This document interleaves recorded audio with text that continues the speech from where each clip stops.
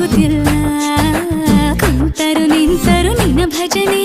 ಬೇರೆ ಕೆಲಸನೇ ಇಲ್ಲ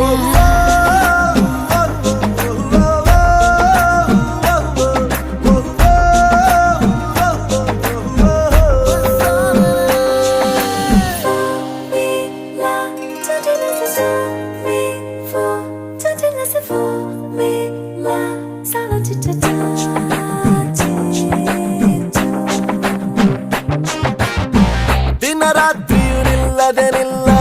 ನಿನ್ನ ಜಾತ್ರೆಯು ಸಾಗಿದೆ ಇದಕ್ಕೊಂದು ಪರಿಹಾರ